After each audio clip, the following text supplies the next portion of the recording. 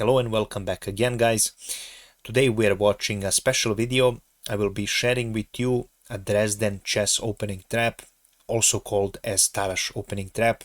It can arise from a Spanish game or it can arise from other openings, but it's a really good chess opening trap to know because Black has a normal position, he plays normal moves, and all of a sudden he will be in a huge trouble if he doesn't pay attention. Everything looks the same, but it's actually not.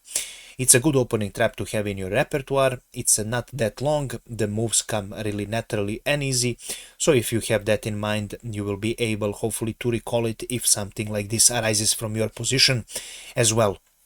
So truly an amazing trap is on our hands. It was developed originally by Tarrasch in 1891, and it was first used in 1892 at Dresden tournament, and that is why it's called Dresden trap. Now of course it's called a Tarrasch trap as well. So let's see how to reach this trap. e5, knight f3, knight c6, and we have bishop b5. This is, by the way, one of the games from Tarrasch in 1892 against Mark. We have a d6 on the board. Of course, d6 by today's theory is not a sound move. Right now, it's back in the day it was completely normal. So d4, we have bishop to d7 to unpin this knight. We have knight to c3. Again, in this position, taking this is the top move, but of course, back in those days, they didn't have computers and they developed the chess game from their own games and from their own ideas. That was how chess was played back in the days. We have bishop to e7, another normal developing move, and we have castle here for white. Black continues with knight to f6, and right now we have a rook to e1. I just want to show you that after knight to f6, if you thought that this was a free pawn, for example, bishop takes on c6, of course he will not take with b pawn, but he will take with his bishop, and after you take, you trade your queens, and after you take this pawn, black can take this pawn, so the position is completely equal by computer evaluation. So definitely you cannot use this with knight to f6, and that is the reason why after knight to f6 a rook e1 was played for white, which marks the beginning of the trap. As you can see, everything looks completely normal. It looks like black just needs to continue his development, and he can then continue trading some pieces. Maybe white will do that, and black simply castled in this game. But this is actually a huge mistake. I will show you now how white uses this to exploit to his advantage. Bishop takes on c6 first. Again, you have to take with your bishop or this pawn will fall. We have d takes on e5, and after d takes on e5, firstly white trades the queens. And after rook a takes on d8, we continue with knight picking up on e5, so for now white has a pawn advantage. After this, black continues the same, but the position is no longer the same. Bishop takes on e4, the material is equal, and after knight takes on e4, knight takes on e4, it looks like, of course, you cannot take this knight immediately because checkmate threat is coming with rook to d1. And after knight takes on e4, Tarrasch finds this brilliant move that leaves black position in ruins. You can pause the video and try and find it yourself. It's not that difficult to find, and this move is knight to d3. Congratulations if you managed to find it.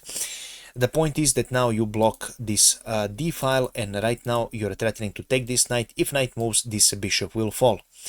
Now, of course, if game continues with f5, you continue firstly with f3, and it looks like bishop c5 is available here for black, which happened in the game.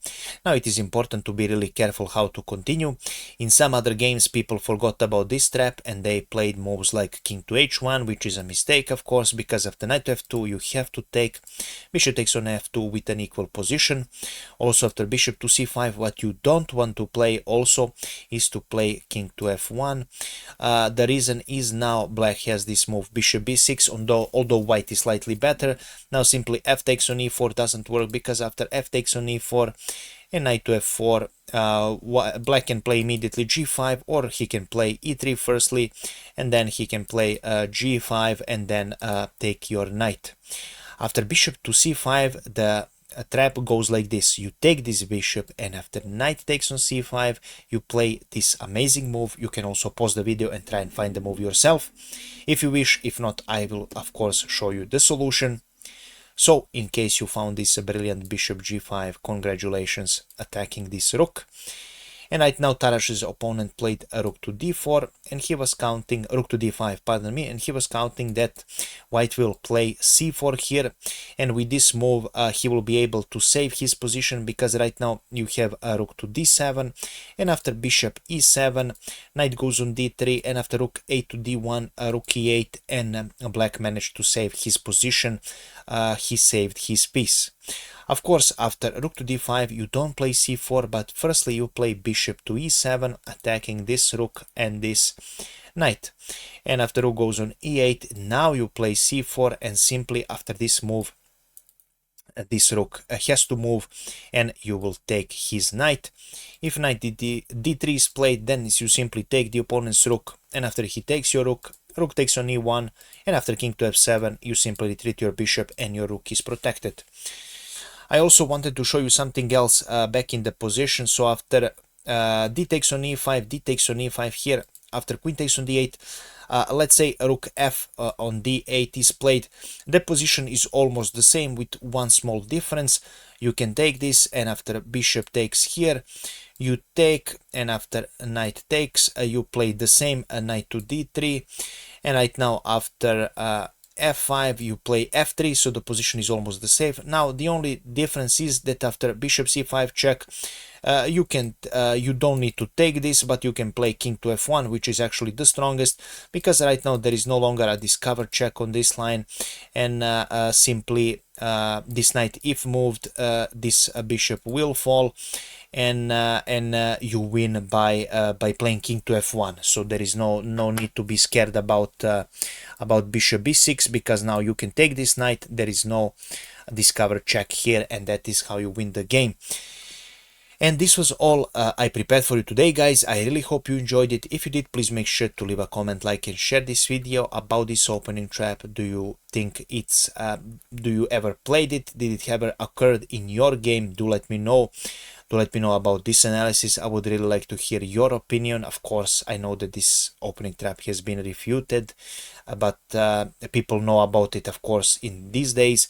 But back in the 60s, even top grandmasters fell for it. So this is not a not so-called well-known trap, and it's easy to mistake it for something else and go into a position which will lead to immediate loss. So if you wish to support my channel, you can do that by simply watching my videos from very beginning until the very end. Also liking and subscribing and commenting on my videos as well helps. If you wish to donate, this is a completely optional thing. It really helps me a lot, guys, because YouTube algorithm is really hating me at this particular moment. I'm getting a really symbolic revenue from ads, so your donations would really be helpful, and it will be listed on the channel, of course, with each and every new video. And also, if you wish to become a part of chess community, you wish to improve your chess, or you simply want to learn more about the game, I definitely recommend checking the link in the description of this video.